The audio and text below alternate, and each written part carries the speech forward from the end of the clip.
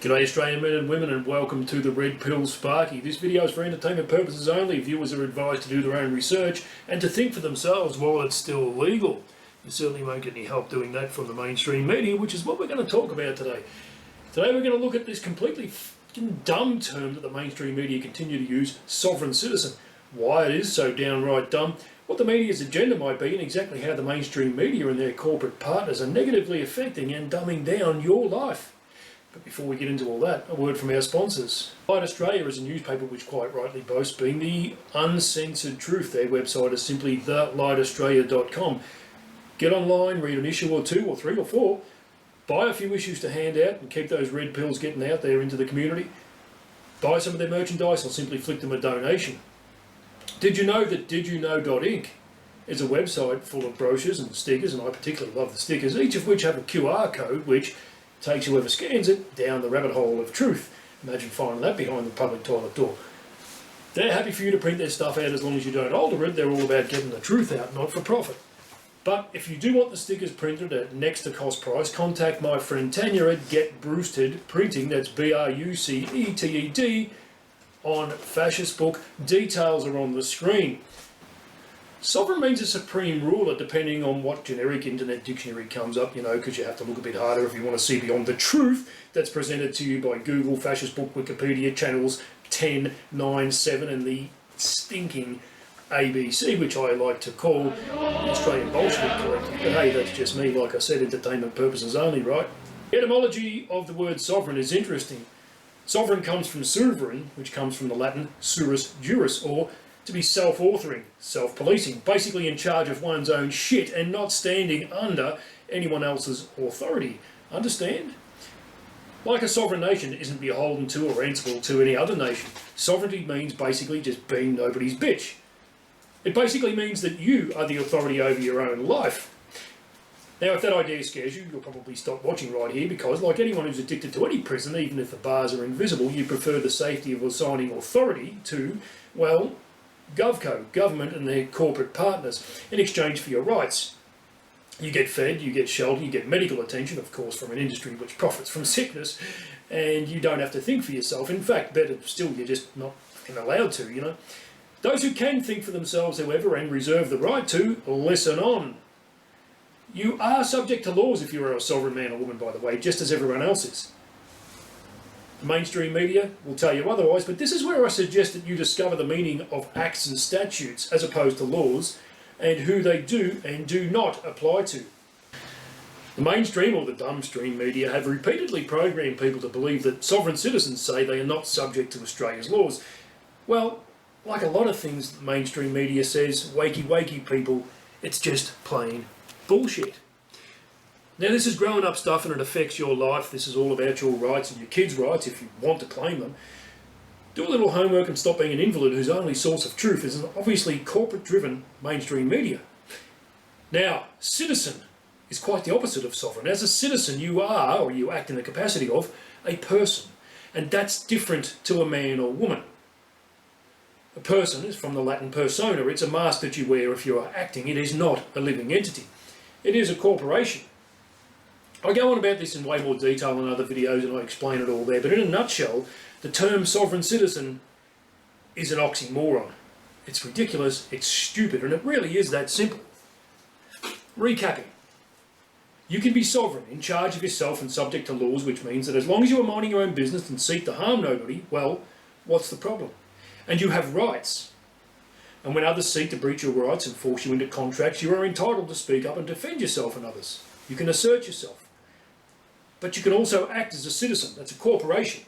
Like you can put on a costume and stand on a stage and act as, say, a tree or Macbeth or a budgerigar, if you like. You know that even with months of assuming the character and all that method acting, you are you. But you are choosing to act as something else. But in doing so, you agree that you, or rather your person, is subject to the contracts with corporations, such as statutory government.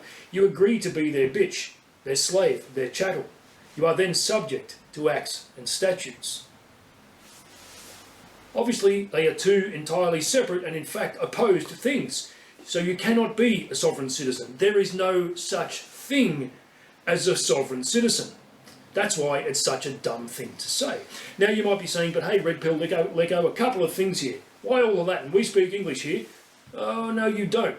And the words mean everything, and that's why it's called spelling. Again, there are other videos where this here Sparky gives you the complete red pill and a generous tall glass of unfluoridated water to wash it down with. But meanwhile, for now, we'll just focus on this sovereign citizen term. Because if you're only just beginning to smell the horse shit that's been flung around by the media and corporations like the TGA, New South Wales Health and Co over the last few years, you know that there always was something rotten in Denmark, or in Australia in this case, and you need to take one red pill at a time. Now, what was your other question again? Oh, why do the mainstream media keep saying sovereign citizen? It isn't just the mindless, soulless whores from the mainstream media. It's also spokespeople from the police corporations and those talking dildos who work for GovCo et al. You know, the pricks who stand in front of the lectern with the sign language behind them, the sign language woman behind them, who ought to be going, they say it too. You want to know why? Well, I don't work for any of these toxic corporations. My conscience wouldn't allow me to do that, so it's a question best asked of them. And while you're in the mood for asking questions, which is something they really don't want you to do, you might want to ask something of yourself, and that is, why do you continue to listen to anything they say, especially after what is now clearly the lies and misinformation, to use their own idiom, that they've injected you with, particularly since 2020? Oh, did that get your hackles up? Probably not, because I'm sure you're a very reasonable, rational grown-up with a mind of your own and the capacity to examine yourself. But if I did touch a nerve, then it might be a case of cognitive dissonance. That means you'd rather attack the bloke holding up the mirror than address the giant festering sore testicle that's hanging off your nose and look into sorting that out. And if you want to defend your precious media, perhaps the term Stockholm Syndrome might be something else for you to scope out. That's if your ego allows. What do you owe these tapeworms? Is it because they also bring you footy and bloody Home and Away and The Block and all those insipid jingles for that toxic shit that they pass through the window and into your car? Is that why you can't conceive that perhaps the shit that they spew into your life is just plain wrong? That they're pissing down your back and telling you it's raining? But the question remains, okay, so as for why the mainstream media use the term sovereign citizen among myriad other dumbed down rubbish, I cannot answer for them. I'm not the one making the claims, but I can theorise, and in fact I will. A warning here, we're going to zoom out. There'll be a few words with more than 5 letters, and isn't it ironic that there's 5 syllables in monosyllabic? And we're going to use our brain stems, and that's enough to cause half the bogan twonks to switch this off and go and guffaw at idiots falling off skateboards instead, lest they hurt their little energy drink and vape-addled brains. For those whose brain and soul is functioning, and whose truth and life and everything else is important to them, strap yourselves in, because here we go. Now, if one were to follow the money, it would seem that there's a lot of business going on. You have Australian government. Now, that used to have departments manned by public servants. Now, if you're still using any of these terms, then you're living in the distant past and probably still saying sovereign citizen yourself and whatever else the program tells you to say and think. Please stop. It's embarrassing. The rest of us have woken up, or at least beginning to smell the putrid state of things, and we all know that it's corporate. Business as usual is as follows. There's a huge investment company, as in tens of trillions of dollars in investments, that's based in the US. And I'm talking tens of trillions of American dollars in investments. Among the many, many companies that they invest in is Australian government. That is a business name. Starting to join the dots here, and in Australia we have 4 big banks, the big 4 banks. You know which ones they are. You also have a supermarket duopoly. Quickly, name 2 supermarkets. That's right, chances are you just named them. Don't forget their share of pokies, servos, phone contracts, insurance, and on it goes. These giants have their tentacles in everything. It's the fucking Lego movie, and you're in it. You're one of the minions singing everything is awesome, with no idea what's really going on. Or maybe you're Emmett, or a smarter version of him, I hope, and I'm beginning to see the bigger picture. And as for that big picture, I'm afraid it gets worse. We also have 2 major political parties. Can you count to 2? Because that's all you're getting. Although more people than ever are not voting at all, or are voting for non-statutory parties like, say, Australia One, it's pretty much a closed loop. 2 parties, 4 banks, 2 supermarkets. You want to eat, you want to borrow money, you want to save money. You want to insure your car, or rather you're forced to insure your car under threat because of the mafia-like freaking registration rort.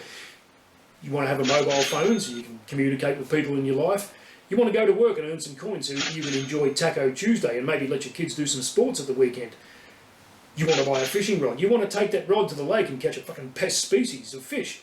And you want to buy some butter to fry the bastard in if you do catch it. Well, guess what? Chances are that the corporations profit every time you try to do any of that or more. These corporations profit, that's right, and that includes GovCo.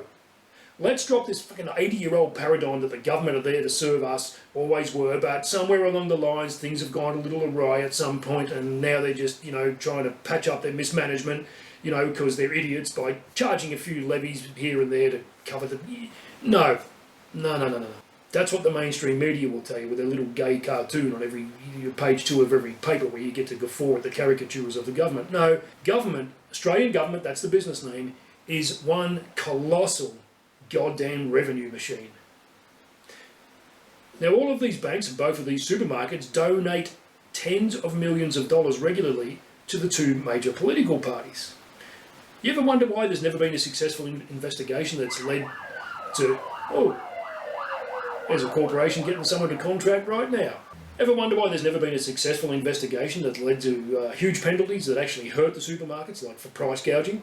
Ever wonder why the cost of living is so high and they just continue to charge what they want? Do you wonder how the banks get away with all these frickin' fees they charge you, for you, to access your money? You wonder how the banks get away with charging you lenders' mortgage insurance when they're the lender? You got to pay their insurance? Actually, I wonder how they get away with charging you interest on something that is of no value in the first place. It's just ones and zeros. It's binary code. It's not gold. It's not a wad of cash. It's not even bloody teddy bear biscuits. It's just numbers from thin air. But that's another story. Well, call me a conspiracy theorist, but I'm starting to think that if such an investigation were to be raised by some rogue, non-pedo-protecting MP who actually gives a shit about the people, the banks or the supermarkets would say, yeah, you know the donation that we keep putting into your coffers? Well, if you want that to keep coming, maybe this investigation just ought to disappear under that carpet there, And since it's the same amount to both parties, it doesn't matter which of the 2 parties is running the business, the country. As if painting a crashing plane blue instead of red or red instead of blue makes a goddamn difference. Government, Australian government, that's the business name, will go, yep, we got you, we'll host a sporting event and that'll keep the bogans distracted. It'll just be business as usual. And that is the business that's going on. Think about it. Why don't they want you to use cash? Every time some lazy muppet pays with his card or taps his fucking phone to pay for his crap and holds me up in the queue at the bloody shop, like a mindless dildo who's programmed to be such an invalid he couldn't possibly stand the inconvenience of counting notes and change, never mind being tracked, and never mind these corporations selling your data. The banks get money, even if it's only a few cents. And you can ask your local shopkeeper, if you ever go to them, how much they do pay in those fees. You do the math. It's happening as we speak. And the amount of sweat equity, that's money, is astronomical. I did say tens of trillions in investments, not millions and not billions. Rego is another one. Me and my kids play a game called car cricket where we count cars and motorcycles coming the other way. What you got to do is who gives a fuck, car cricket or not, multiply every car, motorcycle, truck, whatever, gay Mardi Gras float, bloody gelati van coming the other way by a few $100s per year, and you're looking at an obscenely huge racket. It's beyond normal comprehension. The list goes on, but you get the picture. This is insane greed on a level that is just unfathomable. Follow the money. If an investment firm, and I'm saying if, just obviously this is conspiracy theory, it's not really happening, If an investment firm had shares in the government itself, Australian government, that's the business name, the big 4 banks that flick them tens of millions of dollars in donations regularly, as well as a slice of the fees that they shouldn't be charging. And then there's the fuel excise on every drop of fuel for you to get to the supermarket, and for the products to get to the loading dock in the first place for you to buy them, and for you to get the products home, and then you put them in a fridge which runs on electricity, and even if you get solar installed to pay for your electricity, they profit, and now they're starting to penalise, charge you to take power from your solar array and put it back in the grid, which is what I thought you were supposed to be doing as the first place because of, global warming and all that. And you're looking at obscene amounts of money, and I haven't even touched on alcohol or tobacco products yet. Are you looking what I'm dripping here? Pretty much every aspect of your life means fees, taxes, taxes on fees, compulsory insurance, rego, fees, levies on the rego, taxes on what you earn. It's astounding. I don't refer to these corporations, and I include government in that, as my representatives, or as the elite, or as the ruling class. If I'm just trying to live my life and have a roof over my kids' heads and get from A to B and make a living and buy food, and they're doing this, I say they are parasites by definition. Yeah, you know, like tapeworms and ticks and fleas. Well, you say that's a brilliantly eloquent exegesis, says Red Pill Sparky. Thank you once again, if not a rant. And somewhat colourful too, but what does this have to do with the idiotic term sovereign citizen that the mainstream media keep using? Thanks, I have my moments, and that's a good question, and we are getting to it, I promise.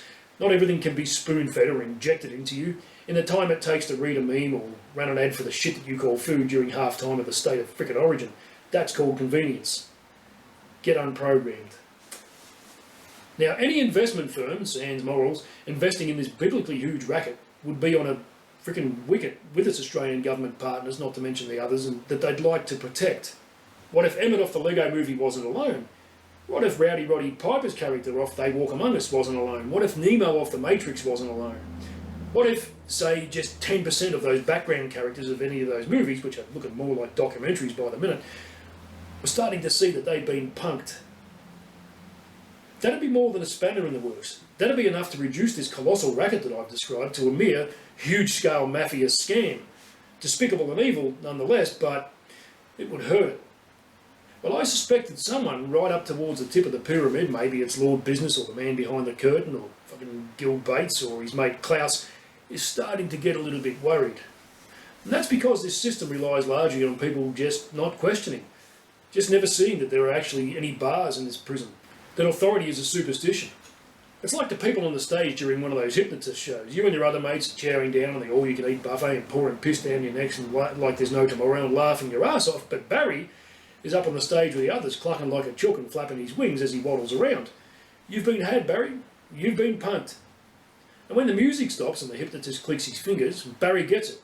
He was never a chook, but he acted as a chook, because the show programmed him to, with the music and the lights and the key words and the spunky assistant. Now that hypnotist puts on a good show, and it wouldn't work if the people didn't volunteer to be put under his spell, would it? If everyone remained in their seats, he'd be out of business. Worse, if people said, I'm not paying for the show, I just want the beer and the buffet, no show, he'd be in real strife. But for years now, since 1666 actually, with a little thing called the Setter KV Trust and the birth certificate, it's been assumed that Barry has to step up on the stage and shut his eyes and do everything the hypnotist says. Righto, look, I'll put it another way. I'll make it about you and not Barry. If you don't pick this apart and zoom out and do any homework, it's business as usual, as I've described. You're a human sheep on a tax farm. You might be relatively free to roam, but sooner or later you'll hit the fence, like Jim Carrey in The Truman Show when his boat hits the wall. He wakes up when this happens. Well, those walls are becoming closer together. There's more control, there are more inoculations, there's more getting rounded up and tested. You want to step into the other paddock? Not today, you're going to need a pass. And when you do hit the wall, do you just change direction and keep being the willing sheep until you hit another wall? Or do you call it? Do you say, this is not what I was born for, I have rights. I'm not harming anyone, I'm breaking no laws, there is no victim, I no longer agree to be on this stage show, this act. So I'm asserting myself here. Fuck you, leave me alone to live my life, to get from A to B, to earn a living, to buy a fishing rod and to go fishing, to buy land, to grow my own food and to trade. Remember, a sheep spends its life fearing the wolf, only to realise eventually, when it's too late, that the shepherd intended to fleece it as regularly as he could, and then ultimately to eat it. Now again, I cannot answer for the mainstream media, the police corporations, the other corporations, all of whom you might find have been invested in by the tens of trillions of dollars and a lot at stake investment company I mentioned. But I can theorise that, following the money here, they'll peddle whatever pays them. There's the old stuck up a tree story, reports on traffic jams while you inch your way to work, while said corporations profit from you every step of the way. And of course the circus part of the bread and circuses thing, the sports, but how about all that fear porn? You ever notice that there seems to be an attempt at division as well as control through fear? There's a threat, and it's this. And it's these people who are coming for you. They're the threat, but luckily government has the answer. But how much do they actually tell you? I was at 2 of the Convoy to Canberra protests, and I saw firsthand the hundreds of thousands of people. The road was solid as far as the eye could see, with Australian men and women. The media said there were over 10,000, but the real number was over 500,000, which I guess is over 10,000. But why didn't they tell you that? If they work on behalf of, and zooming out here again and following the money, a series of corporations, including government, which are all invested in by a gargantuan tens of trillions of dollars investment company, like a fucking man behind the curtain, then they wouldn't want you to think, hey, that's 1 in every 50 or just 1 in every 100 or so of Australians or whatever, but they're onto something. So maybe I should down tools and go and join them, or at least look into what they're saying. What do they know that I don't? And why don't I know it?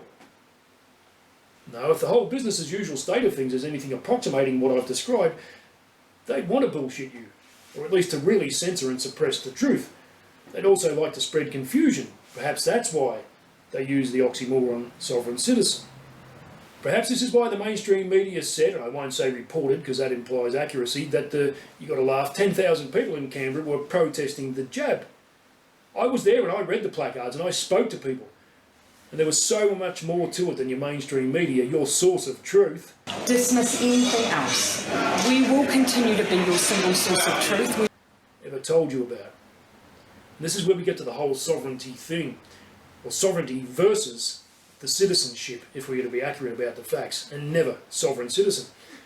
The media dumbing down and censorship that went on into lounge rooms and into the heads of idiots in smoko rooms via newspapers following the Canberra protests encouraged the division and the use of the term anti-vaxxer.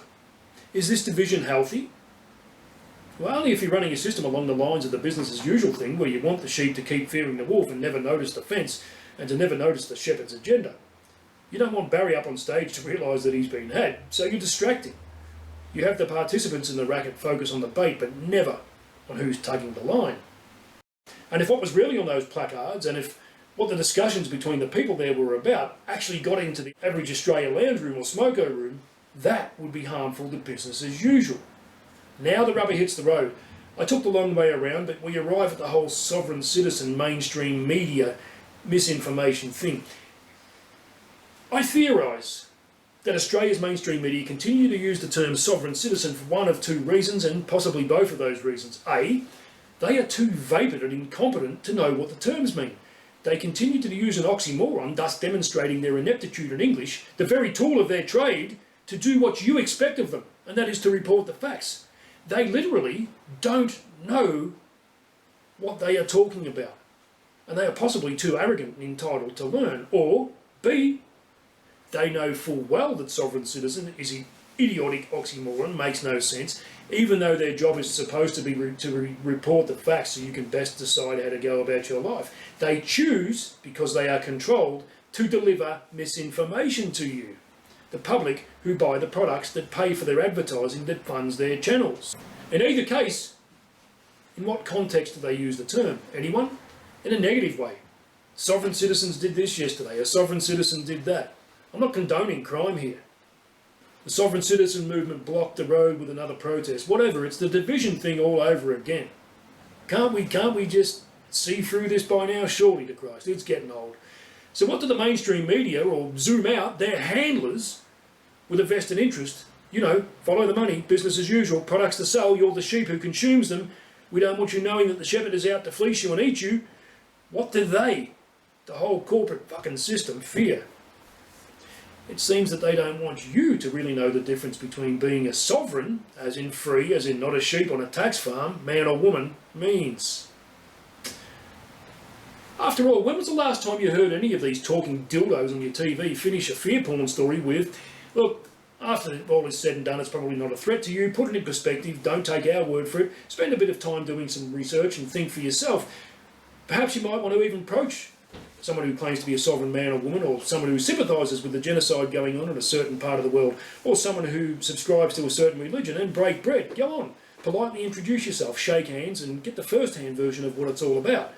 No, that would encourage independent thought and harmony, and wouldn't that be bad for business as usual?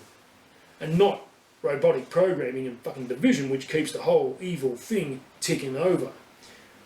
But I'm not the one subscribing to the mainstream media and habitually buying newspapers or switching on the fucking idiot box to have my misinformation and opinions and fear spoon-fed to me. I gave that up long ago, and a lot more people are following suit. You can do it too.